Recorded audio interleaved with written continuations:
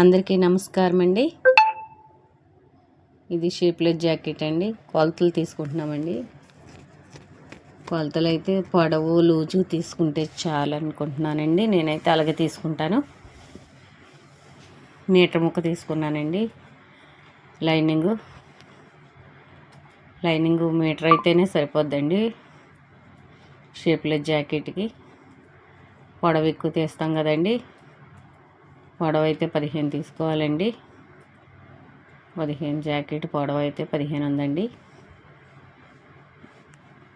ముందుగా జాడి సరిపోద్దో లేదో చూసుకొని పొడవలు తీసుకొని షోలర్ తీసుకోవాలండి.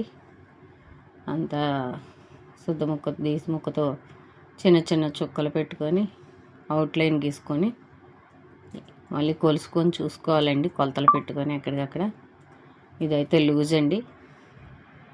లూజ్ పెట్టేసి వెనక పార్ట్ లూజ్ తీస్తాం కదండి, ఆ లూజ్ని సగం చేసి పెట్టుకోవాలండి ముందు. తర్వాత కింద కూడా కొలుసుకోవాలండి. జాకెట్ మడ తీసుకొని సరిపోద్దో లేదో, అసలు ఎంత లూజ్ ఉందో ఏదో మనకి అంచనా తెలియటానికి జాకెట్ మడ తీసి పెట్టుకొని చూసుకోవాలండి. పొడవలో మెడలో కూడా అవుట్లైన్ గీసుకోవాలండి. ముందుగా కట్ చేసేటప్పుడు ముందుగా కట్ చేయకూడదండి. ఇవి మోడల్ పెడతాం కదండి, కుట్టుకుండేటప్పుడు బకరం వేసి బకరానికి మోడల్ వేసుకొని కట్ చేసుకోవాలండి. కుట్టుకొని కట్ చేసుకోవాలి. ముందుగా అవుట్లైన్ గీస్తాను అంతేనండి. జాకెట్ అయితే ఒకసారి మళ్ళీ కొలతలు వేసుకుంటున్నానండి. కట్ చేసేసుకోవటమేనండి కొలతలు వేసుకొని.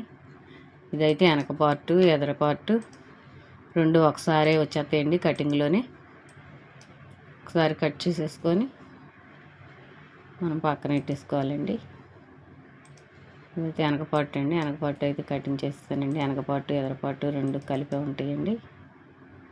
కటింగ్ అయితే అయిపోయిందండి.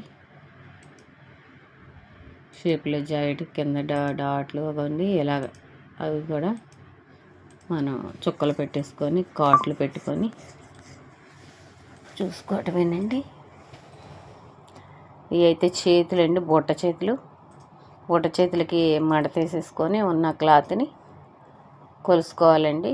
ఆ జాకెట్ ఉంది కాబట్టి ఆ జాకెట్ కొలత వేసేసుకోవాలండి.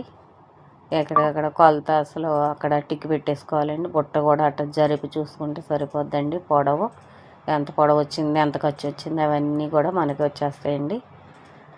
డౌట్ లైన్ అలా గీసేసుకోవాలి. బుట్ట చేతులకి లేకదండి బుట్ట అలాగా చేతికి ఉండే బుట్ట అండి. అందుకే మనం ఎత్తుగా అక్కర్లేదండి, లైట్గా కట్ చేసుకుంటే చాలండి. ఎత్తు బుట్ట అయితే కొంచెం పైకి పెట్టుకోవాలండి. బుట్ట ఎత్తు బుట్ట అయితే కాదండి, నార్మల్గా ఉండేలాగా. ఈ బుట్ట చేతులకు ముక్క చాలదు కదండి, ఈ ముక్కలు సరిపోతాయి అని చూసుకుంటున్నానండి. ఇవన్నీ జాకెట్ కుట్టాక ఆ మిగిలిన ముక్కలన్నీ కింద క్రాస్ బెల్ట్ లాగా నడని బెల్ట్ లాగా వేయటాకండి ఆ ముక్కలు. ఇదైతే చీరలో జాకెట్ అండి. ముందుగా అంచు జాకెట్ కదండి, చేతులు తీసేస్తున్నానండి. బుట్ట చేతులు పెట్టేసి చేతులు తీసేసుకుంటే జాకెట్కి ఉన్న ముక్కని మనం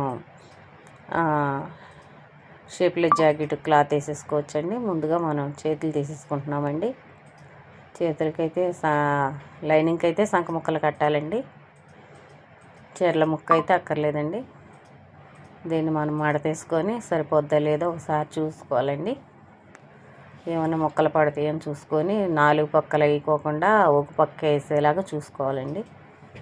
ఇదైతే సరిపోవట్లేదండి.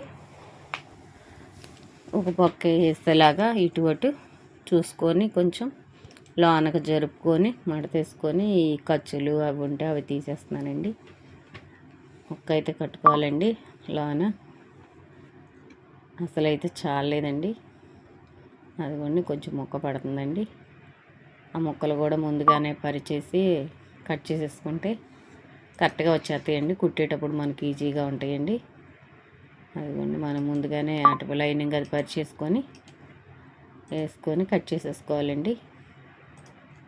ఖర్చు పెట్టేసుకొని కొంచెం కట్ చేసుకుంటే ఏమవుదండి, సరిపోతుంది. ఇదైతే షేప్లెస్ జాకెట్ అండి. కటింగ్ అయితే అయిపోయిందండి. కుట్టడం కావాలంటే కామెంట్ చేయండి. నచ్చితే లైక్ చేయండి, షేర్ చేయండి. థ్యాంక్స్ అండి.